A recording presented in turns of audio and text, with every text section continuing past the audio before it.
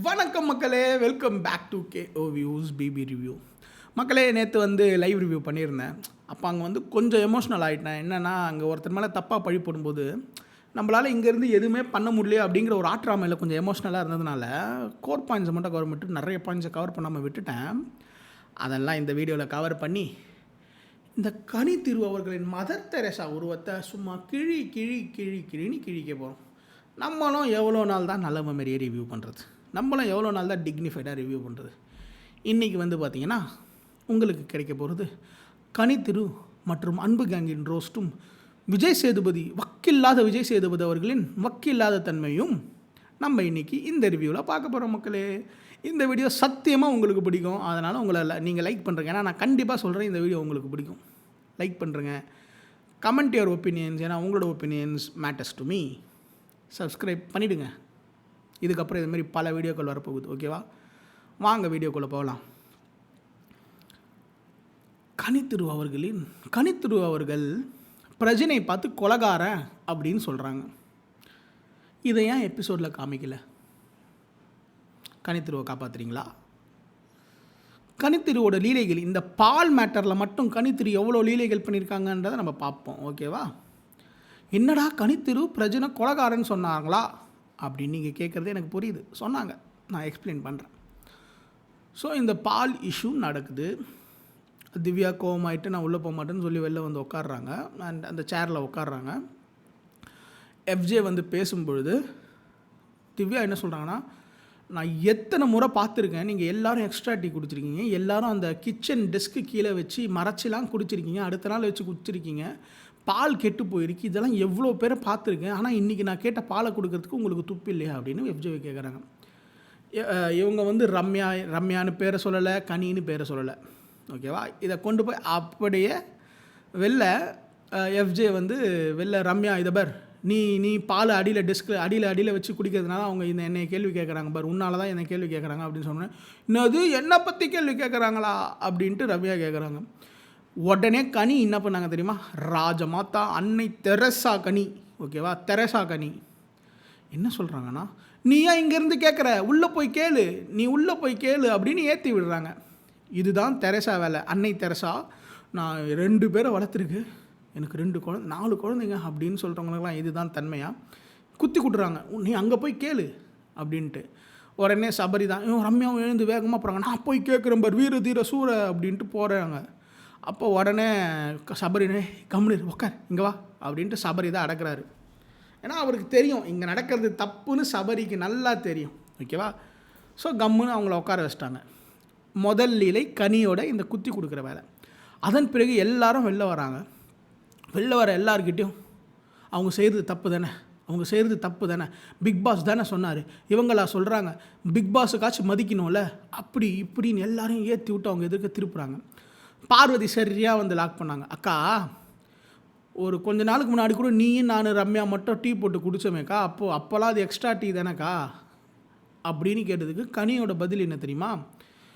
இல்லை பார்வு, நான் டீ வேணும்னு தான் கேட்பேன், அது எனக்கு எங்கேருந்து வருது, எப்படி வருது, யாரோட பங்குலேருந்து வருதுன்னெலாம் தெரியாது பாரு, அது நான் கேட்டால் எனக்கு வரும் பாரு. க்ளீன் ராஜமாத்தா இல்லை? இதுக்கு தானே ராஜமாத்தா. நான் ஆர்டர் பண்ணால் எனக்கு டீ கிடைக்கும், எங்கேருந்து வருது, யார் பங்குலேருந்து வருது, எவன் சாவறான், எவன் அழுகிறான்றது எனக்கு கவலை கிடையாது. நான் கேட்டால் எனக்கு டீ எனக்கு கிடைக்கும். இது தானே ராஜமாதா தானோ? இதனால தானே உங்களை ராஜமாதான்னு சொல்கிறாங்க. பார்வதி செமையான செக்கு, கனித்திரு மாட்டிக்கிட்டாங்க. இது 3வது சம்பவம் இப்படி. ஓகேவா? 4வது கனித்திரியோட முகம் கிழியறது எங்கன்னா, விக்கல் விக்ரம் வெப்ஜேலாம் இருக்காங்க, நடந்து போகிறாங்க. அப்போ உள்ளுக்குள்ளே அந்த திவ்யாவும் திவ்யா அழுவ போகிறாங்க. பின்னாடி சாண்ட்ரா கொஞ்சம் நேரம் கழித்து போகிறாங்க. அப்போது கனித்திரு அப்படி போ அப்படின்னு சொல்லி கண்ணை காட்டுறாங்க. கண்ணை காட்டிட்டு அப்படி பண்ணிக்கிறாங்களாம். ஓகேவா? விஜய் சேதுபதி சொன்னது தான், நீங்கள் கேமராமேனை ஏமாற்றலாம், கேமராவை ஏமாற்ற முடியாது. அது முடிச்சுட்டு விக்ரம் உடனே உள்ளே போகிறார் அவங்க பேச்சு கேட்டுக்கிட்டு. இவங்க தான் சுயபுத்தியோட ஆக்ட் ஆகிற ஆளுங்க, இவனுக்கு தான் கேங் இல்லாமல் விளையாடுற ஆளுங்க. ஓகேவா? 4வது இடம், கனித்திரு பிரஜினை கொலகாரன்னு சொன்னாங்களா? சொன்னாங்க. ஸோ இந்த பிரச்சனை நடந்துக்கிட்டு இருக்கும்போது வியன்னா போய் கேட்குறாங்க. வியன்னாக்கு என்ன தெரியுமா பிரச்சனை?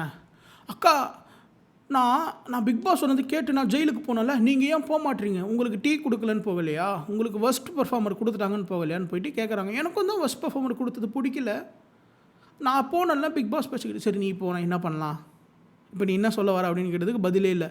திருப்பியும் அன்றைக்கி காலையில் 6 மணிக்கு கோழி கொக்கரக்கோன்னு கூவிச்சான் அப்படிங்கிற மாதிரி திருப்பியும், அக்கா நான் போனேன்லக்கா அன்றைக்கி, ஏன்க்கா நீங்கள் இன்றைக்கி போகல அப்படின்னு கேட்டு திருப்பி ரிப்பீட் பண்ணதே பண்ணிகிட்ருக்காங்க. அங்கே ஆல்ரெடி திவ்யா எரிச்சல் தலைவலியில் இருக்காங்க. அப்போ பிரஜின் வந்து உள்ளே வந்துட்டு, அங்கே பேசாது, நீ என்ன பேசணுமோ என்கிட்ட பேச அப்படின்னு சொல்லிட்டு இப்படி வந்து நிற்கிறார். கொஞ்சம் இன்டிமிடேட்டிங் போஸ்ட் தான். இன்டிமிடேட்டிங்கிறத விட அந்த ஹைட் டிஃப்ரென்ஸ் வந்து ஒரு மாதிரி இம்போசிங்கான ஒரு இமேஜ் தரும். ஏன்னா வியன்னா ரொம்ப ஷார்ட்டு, கொஞ்சம் பிரஜின் கொஞ்சம் ஹைட்டு. அப்போ அந்த ஹைட் டிஃப்ரென்ஸ் வந்து ஒரு மாதிரி இம்போசிங்கான இதை தரும். கேட்குறாரு, சொல்லு அப்படின்னு கேட்குறதுக்கு. ஏன்னா ஹாஷாக தானே இருக்க முடியும் அந்த இடத்துல. அவன் பொண்டாட்டிக்கும் அவங்களுக்கும் ஒரு அநியாயம் நடக்குது, அவன் தங்கச்சின்னு நினைக்கிற ஒரு ஆளுக்கு அநியாயம் நடக்குது. நீ வந்து உள்ளே வந்துட்டு எதுவுமே தெரியாமல் மேட்ரு தெரியாமல் வந்து உட்காந்து மட்டமாக உட்காந்து பேசிக்கிட்டு இருப்பான். உனக்கு மதிப்பு கொடுத்து வர பேசிக்கிட்டு இருப்பாங்களா? பேசும்பொழுது உடனே வியன்னா, அண்ணா இப்படிலாம் பேசாதீங்கண்ணா அப்படின்னு சொல்லிட்டு உள்ளே போயிட்டாங்க. உள்ளே போயிட்டு, ஏன் பிக் பாஸ் ரவுடியெல்லாம் உள்ளே அனுப்புகிறீங்க? எங்களுக்கு அன்சேஃபாக இருக்குது பிக் பாஸ், அவர் அடிச்சிடுவேன், தூக்கிடுவேன், கொன்னுடுவேன்னு சொல்கிறாரு, எங்களுக்கு அன்சேஃபாக இருக்குது, நீங்கள் ரவுடிங்களெல்லாம் உள்ளே அனுப்புகிறீங்க. கொஞ்சம் வியன்னாவோட முகத்திரியை கிழிக்கலாமா? வினோதை என்ன சொன்னாங்க? எனக்கு ரொம்ப அன்சேஃபாக இருக்குது பிக் பாஸ், அவர் எங்களை எப்போ அடிச்சிடுவாருன்னு பயமாக இருக்குது பிக் பாஸ், ஏன் பிக் பாஸ் இது மாதிரி ஆளுங்கெல்லாம் விட போகிறீங்கன்ட்டு வினோத்தை சொன்னாங்க ஃபஸ்ட்டு. செகண்டு, சாண்ட்ரா, நீ இன்னும் நாள் ஆடிக்கிட்டு போன்னு சொன்னதை சாண்ட்ராவை என்னை ஆட்டிக்கிட்டு போன்னு ஒரு கெட்ட வார்த்தை சொல்லிட்டாங்க, அந்த கெட்ட வார்த்தை என்னால் வாயிலே சொல்ல முடியாது அப்படிங்கிற மாதிரி ஒரு சீனை போட்டாங்க. அப்புறம் எக்ஸ்போஸ் ஆச்சு, அவள் ஆடிக்கிட்டு இருக்கான்னு சொன்னதை இவங்க ஆட்டிக்கிட்டு போகிறான்னு சொல்கிறாங்க. அப்போது வக்ரம் யார் மனசில் இருக்குது? ஏன்னா உங்கள் மனசில் இருக்குது வக்ரம். வினோத் அரோராவுக்கு ஏதோ ஜீன்ஸை ஏதோ கட் பண்ணும் போது இருக்குது, அவங்க அரோரா போட்டுக்கிட்டு இருக்காங்க. அதை உட்காந்து வினோத் வந்து கட் பண்ணுறாரு. அவங்க போடும்போதே அந்த தொடைக்கிட்ட கட் பண்ணுறாரு. அப்போது வியன்னா சொல்கிறாங்க, நீ வினோத் அண்ணா கிட்ட கத்தியை கொடுத்து உன்னை கட் பண்ண சொல்கிறது உனக்கு எப்படி இருக்குன்னு தெரியல, ஆனால் எனக்கு அது பார்க்குறதுக்கு அன்சேஃபாக இருக்குது, ஒரு மாதிரி இருக்குது அப்படின்னு சொல்கிறாங்க. இதுதான் வியன்னா.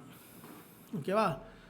இன்னொரு பொய் என்னென்னா, திவ்யா அன்றைக்கி நைட்டு திவ்யா அதாவது வைல்டு கார்டு கேங் ஃபுல்லாக உட்காந்து பேசிகிட்டே இருக்கீங்க, எனக்கு தூக்கமே போச்சுன்னு சொல்லி ஒரு பொய் சொன்னாங்க.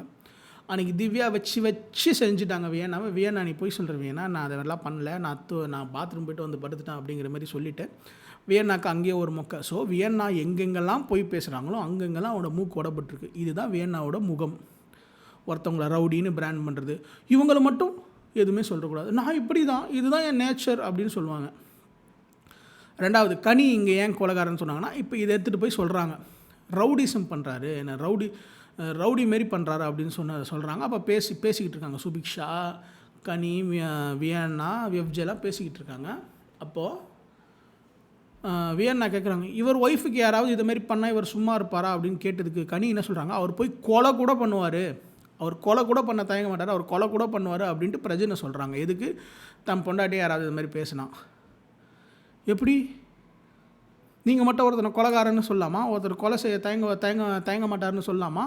அவங்களுக்கு குழந்தை குட்டி இல்லை, அவங்களுக்கு குடும்பம் இல்லை, இதை யார் கேட்பா?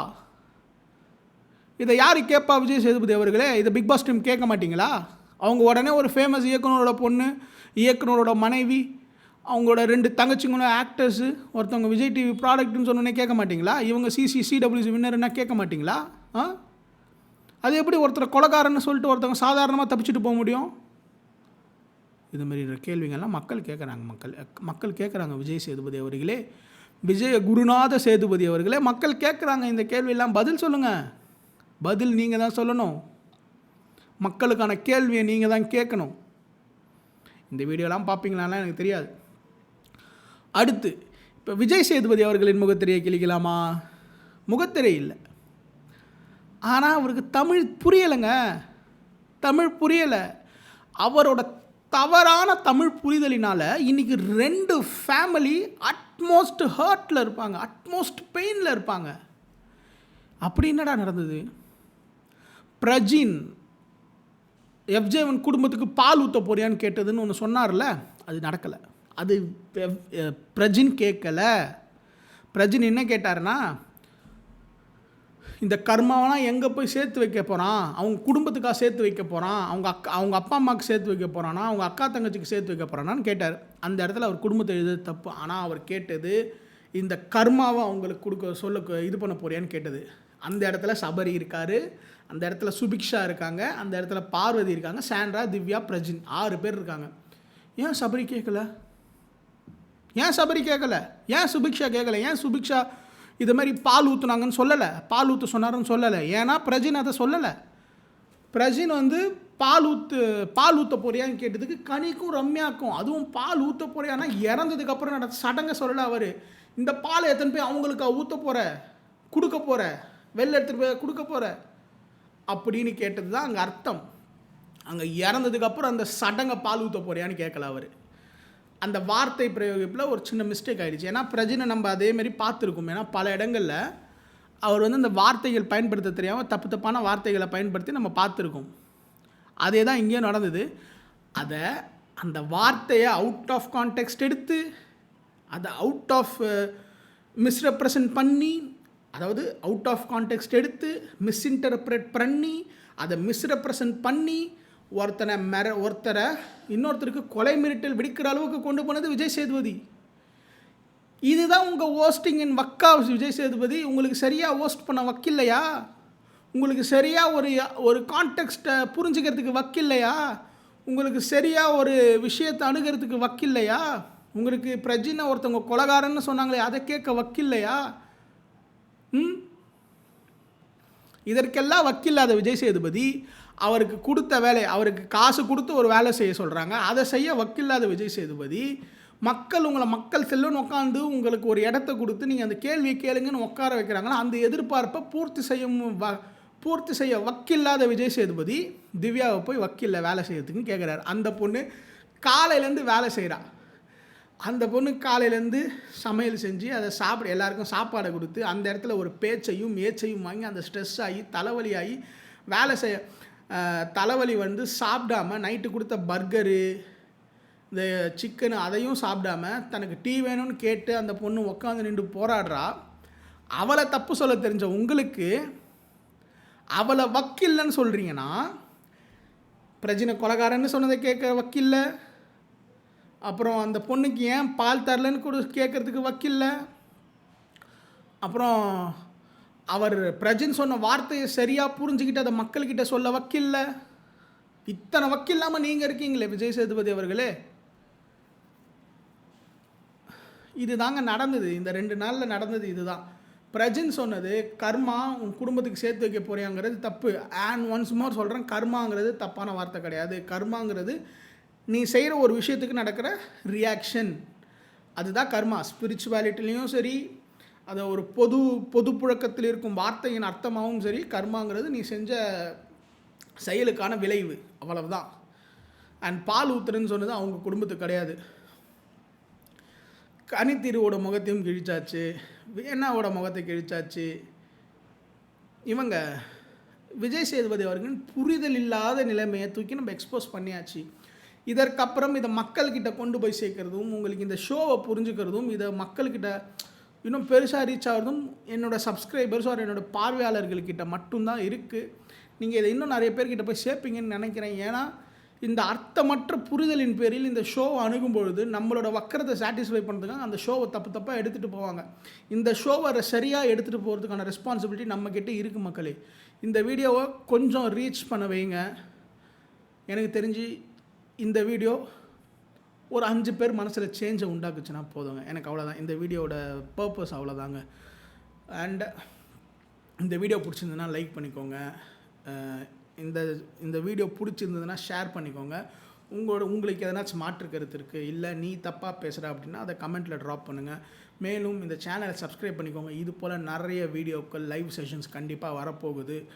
அதற்காக சேனலை சப்ஸ்கிரைப் பண்ணி நோட்டிஃபிகேஷன் ஆனில் போட்டுக்கோங்க. மேலும் இது போல் பல வீடியோக்களில் உங்களை சந்திக்கும் வரை உங்களிடமிருந்து விடைபெறுவது நான் அருண்குமார். பாய்.